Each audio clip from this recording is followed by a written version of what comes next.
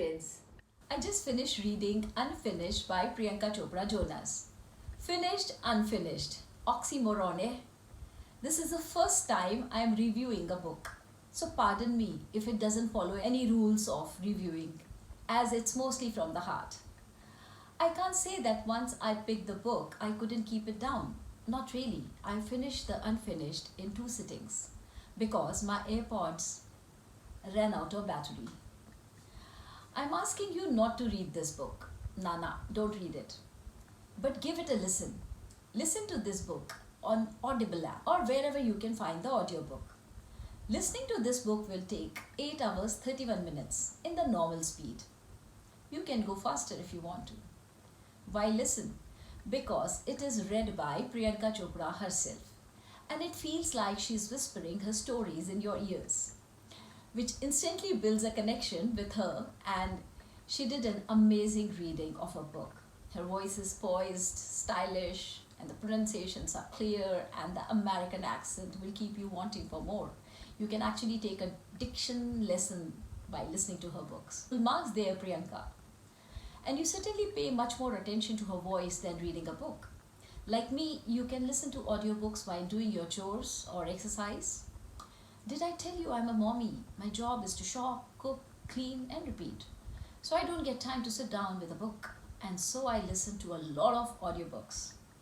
So let's see what all she wrote in her book. She has interesting chapter names and starts each chapter with her favorite quote by famous people. I love the fact that she too believes in Bruce Lee's Be Like Water philosophy and also Khalil Gibran's poem on marriage. These are my favorites, and so I instantly understood her mind. It's a memoir, and I feel she wrote it from all her heart. In the first chapter about her childhood, she takes you through Leh Ladakh in army plane and on vacations in the boot of a Maruti van with cousins and parathas and pickles packed, which is quite relatable, isn't it? She talks about her parents' love story, which is almost perfect. Point to note, her parents never fought in front of kids. And I think that is an important lesson in bringing up loving and confident kids with less emotional baggage. Full marks there, Madhumalati ji. She shares about army lifestyle of discipline and parties, her staying at grandparents' home, etc. Her father explains to Priyanka about frequent transfers and adjusting in new places. I like another philosophy lesson here. He said that when you move to a new city, you can start with a clean slate and be what you want to be. Because in a new place, you're not carrying any baggage of bad results or bad days or bad marks, and you meet new friends. So she kind of started looking forward to it, and I think it's a beautiful description. And I'm frankly amazed about her memories until 7 and 8 years of age. My earliest memories aren't this vivid. Anyways, she was sent to boarding school at an early age, and kudos to her mother's foresightedness. She had also planned to move PC to US when she was barely 14 years old. And she lived in the US with her Masi and Mamu for straight 3 years before returning to India, and met her parents after 3 years when she was 16 years old. Now, frankly, how many of you or me or how many of us have such family connections, such relatives where you can just go and live for 3 years? I don't have, I'm sorry. Most of us think of going overseas only for post-graduation. Her school education decision was quite a decision by her mom. I think this was one of the reasons that she won the Miss India World title, because she had pretty good English at that point in time. American schools gave her a mixed bag of emotions. She was welcomed in one school and was bullied in another, and so she returned home. What I found relatable here is that her way of dealing with bullies is to run far away from them, gather herself, and to bounce back again, much powerful in a bigger way. Her mom needs an applaud here. Again, because she was always there for Priyanka wherever, whenever she needed her. Priyanka's brother gets the credit for the idea of Femina Miss India contest, and she has 2 chapters about Miss India and Miss World journeys, which I'm not discussing here because most of us have witnessed it, and so nothing new about it. and I'm not into beauty and Miss World pageant, but it changed my idea after reading her book. Honestly, yes. But she did talk about her nose jobs, why she did it. You will not blame her, but would rather understand how it feels to accept a new face. Her entry in Bollywood was pretty organic. She had her share of failures and successes, but she was pretty decent in not disclosing her boyfriend's name because they are public figures, but did share that she certainly felt like an outsider in Bollywood sometimes. Priyanka lived in rented houses in the US before her marriage. She talks about the failure of a music album, which was quite brave, and how she had to start over again as a total stranger after being number one in the Indian film industry. Her transition and settling in the US is quite interesting.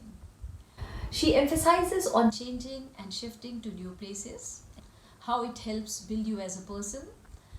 With the change, your perspective also changes. You learn different culture, get exposed to variety of people, food, landscape, terrain, music, art, etc. Totally agree with all what she said here. This kind of perspective actually make you a global citizen. So the world is one, we have to believe in it.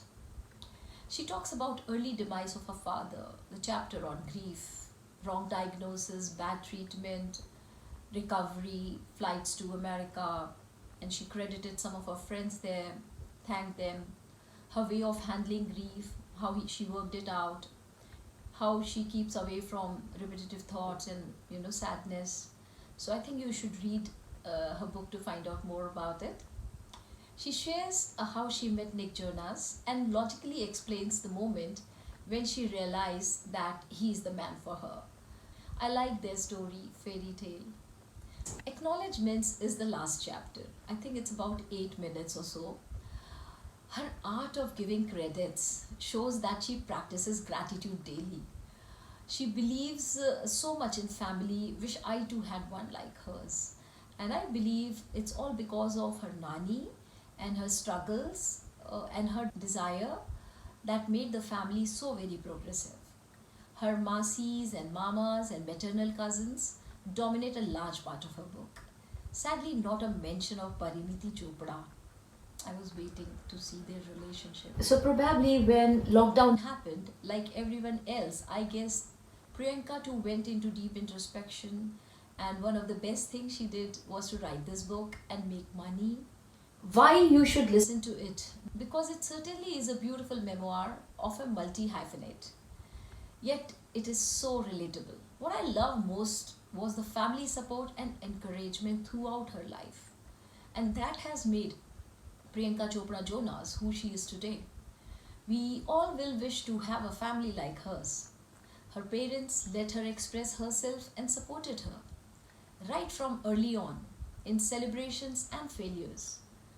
Her parents altered their own careers, even left their son in the US with other relatives for some years while they were figuring out what comes in life with the Miss World package. They shifted their base camps from Bareilly to Mumbai, and so she blossomed in each field, became confident, and she also chooses her ways of designing her life. Yes, millennials and Generation Z girls, you are lucky to have such powerful women leader who accepts and talks about flaws and breaks the stereotypes. Thanks for reading the book in your voice, Priyanka. That was the icing on the cake. I hope you liked the review. Please like and subscribe to my channel and share with your friends too. Bye-bye.